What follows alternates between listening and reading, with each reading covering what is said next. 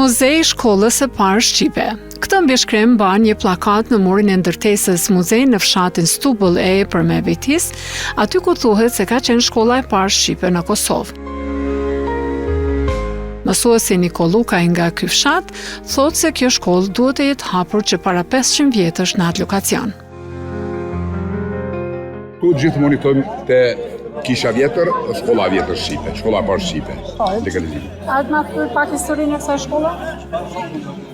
Po, sipas shumë volontive shkencore, edhe shumë studius shkencor, flitet se këtu ka ekzistuar shkolla edhe në vitin 1504, ka shumë dëshmi që të orientojnë që mund të jetë sipas përshkrimeve historike të matjeve të territoriale ku ka qenë, ka qëndru kjo edhe para 500 vjetë shkolla e parë shqipe.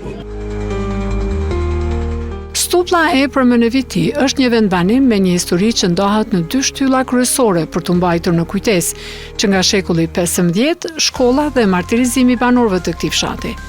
Për këtë arsye, shumë studiues kanë bërë kërkime për të nxjerrë të vërtetën mbi këto 2 shtylla që karakterizojnë këtë fshat dhe banorët e tij. Stuplla që në mesjet ishte e njohur dhe si qendër kryesore ku kryqëzoheshin shumë rrugë që lidhnin Anamoravën me Karadakun, anën e Shkupit, Gjilanit, Kumanovës e të Preshevës. Ajo shkollë që njihej si kolegj ishte hapur pranë kishës së kushtuar Shën Lukës, prandaj edhe quajnë Kolegji i Shën Lukës, ku përveç teologjisë studioheshin edhe lëndë të tjera. Me 1905, i peshkvi i Shkupit Imzot Pashk Trokshi e kishte pavarësuar famullinë e Stublës nga ajo e Letnicës dhe e kishte emëruar famultar Dom Mikelin. Por pse ajo shkollë ishte hapur pikërisht në Stubull, në një zonë të thellë malore, me një lartësi mbijetare deri në 1000 metra e jo në ndonjë qytet? Legalizimi i saj për shembull është në 1905 kështu.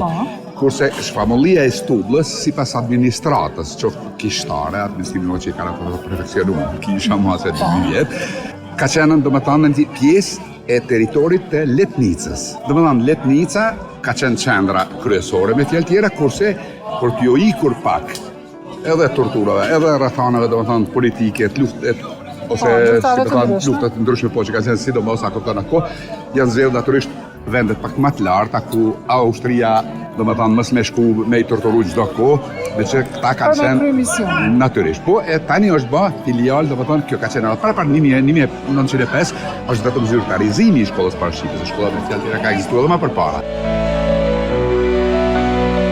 Niko Lukaj thotë se ka shumë studime për shkollën e hapur shqipe, duke shprehur dilemën se cila prej shkollave shqipe është e para, ajo e Stublës apo ajo e Korçës. Ka shumë shkencëtarë dhe historianë që flasin për shkollën e parë shqipe kështu. Bili është pikë pyetje, a mund të jetë apo shkolla e parë shqipe krahasohet me shkollën e parë të Korçës? Është bili një pikë pyetje nga shkencëtarë, cila është vërtet e vërteta. Domethënë jo që s'ka pas përpara, ka pas përpara. Do Mikeli ka qenë mësues. Do Mikeli ka qenë mësues edhe ka qenë prift edhe ka qenë kjo kryesisht e financuar sidomos prej fillimit nga Austro-Hungaria. Austro-Hungaria pa Austro-Hungaria është qenë e pamundur legalizimi i kësaj shkolle. Austro-Hungaria, që ndihmonte shumë materialisht me libra e financiarisht shkollën e Dom Mikelit, e kishte detyruar portën e lartë që shkollën shqipe në Stubull ta njohë si shkollë legale, edhe pse përsekutimet ndaj saj dhe Dom Mikelit në veçanti si mësues ishin të vazhdueshme. Në shkollën e Dom Mikelit mësoheshin të gjitha lëndët, gjuha amtare, bukurshkrimi, matematika, historia e botës, historia kombëtare, gjeografia, astronomia, shkencat e natyrës, artet e këndimit e vizatimit e edukata fizike dhe sportet. Shkolla kishte mbi 40 nxënës, siç dëshmohet në regjistrin e mësuesit Mikel të vitit 1905. Këtë dëshmojnë edhe librat e përdorura që janë në muze, gjuha shqipe, numratore, lënda e këndimit të çunave e të tjerë. Kjo shkollë ka vazhduar punën deri pas vitit 1930, edhe pse mësuesi Dom Mikel ishte përsekutuar dhe ishte arrestuar disa herë si nga turqet ashtu dhe nga serbët. që nga legalizimi i kësaj shkolle ishte bërë një kthesë e dukshme tek shqiptarët, kishte thënë Sokol Haliti në manifestimin e fundit të takimit të Don Mikelit që mbahen në çdo shtator në Stubull.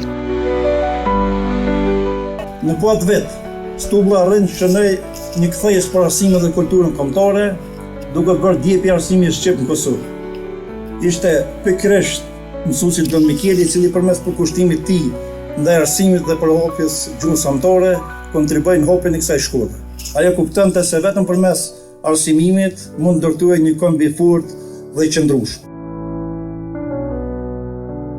Për këtë komb të qëndrueshëm kishin qëllim edhe mësuesit tjerë që përmbanin mësim në shkollën e parë shqipe, si Bartolome Fantela, Mikel Leka, vllai Do Mikelit, Jak Tarabullozi, Mikel Shala, Angel Zefi e të tjerë.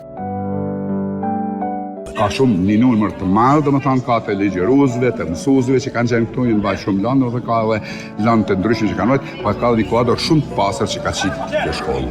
Kemi shumë mjek të shkencave dhe të kulturave të ndryshme, të gjitha lëmive më së miri se kështu. Kurse për numrin e banorëve që pas, sipas një statistik unë që kemi pas, domethënë në një komision, ne kemi pa para pak vite, domethënë 10-15 vite nëse quhen pak, unë mendoj se sillet numri rreth 6000 Stublas, përfshi, dhe më thënë ata që jetojnë në shtetet tjera. Por, si në gjithë Kosovën, emigrimi i madh ka bërë që ky fshat të braktiset në masë të madhe. Nga gjithaj numër i kuadrove që kanë dalë nga kjo shkollë, sot kanë vetur fare pak, thot Nikol Lukaj. Keni parasysh që këto, do thënë, prej 6.000 vedve këtu, si kemi as 500 vetë sot rezidentë. Ashtu është një mjerim.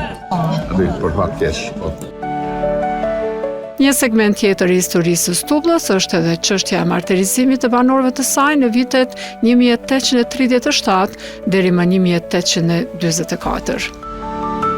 Populli ka rezistencë të madhe ndaj të gjitha sumbimet, është edhe i njohur, për shembull me martirizimin kemi, domethënë martirizimin praktikisht 150 vite. Është po ashtu domethënë me martirizim shumë është e njohur në territori i Stubullës. Edhe për rezistencën që kanë bërë, domethënë Stubullas mund ta krahasoj me territorit e Malësisë, së Shkodrës ose të territorin e Gjadollit. Historiani dom Dr. Gjergji Gashi në librin e tij Martirët shqiptar gjatë viteve 1846-1848 shkruan se shkasi i martirizimit ka mundur të jetë edhe funksionimi i shkollës shqipe në Stubull pas viteve 1837 e 1844.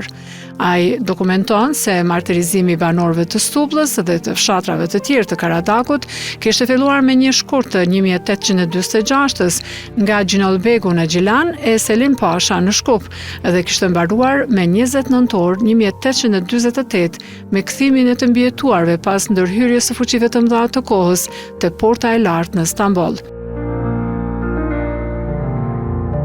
Udhëpërshkruesit në përtrebas shqiptare, Noel Malcolm, shkruan se në Stubull duhet ketë vazhduar shkolla shqipe me njëherë pas kthimit të martirizuarve, pra pas vitit 1848. Historianë e udhëpërshkrues shkruajnë edhe për mundësinë e funksionimit të shkollës shqipe në Stubull në vitet 1872, në 1888 e 1891. Pra ka data të ndryshme se prej kur ka vazhduar funksionimi i shkollës shqipe në Stubull. Ajo që dihet saktësisht dhe vërtetohet nga shumë argumente është se prifti i ri i Prizrenas, Dom Mikel Tarabullozi, ishte dërguar në shërbim në famullinë e Karadakut të Shkupit me Selinë në Letnicë, e ku gravitonte edhe Stubulla me qëllim të rihapjes së shkollës shqipe. Në përkujdesin e priftit dhe historianit të dëshmuar Dom Gjergji Gashin në atë godin të restauruar, ishte themeluar një muze, muzei i shkollës së parë shqipe dhe i martirëve të Karadakut, enti atëhershëm krajinor për mbrojtjen e monumenteve të kulturës në Prishtinë, me aktvendim të datës 13 qershor të vitit 1978, e kishte shpallur monument kulturor historik në mbrojtje të ligjit me arsyetimin se aty u mbajtën mësimet e para në gjuhën shqipe. Me 25 shtator 2010, Ministria e Kulturës, Rinisë e Sporteve, atë monument historik, çfarë ishte deri atëherë, e kishte shpallur Muzei i Shkollës së Parë Shqipe në Kosovë, prej Kolegjit të Shën Lukës, prej vitit 1584 deri te Shkolla e Do Mikelit 1905. Secili që shkon ta vizitojë atë lokacion sot, shen një kompleks tashmë të mbrojtur, ku ndodhet shtëpia muze. Në murin e jashtëm të ndërtesës është vendosur pllakata me mbishkrimin Muzei i Shkollës së Parë Shqipe.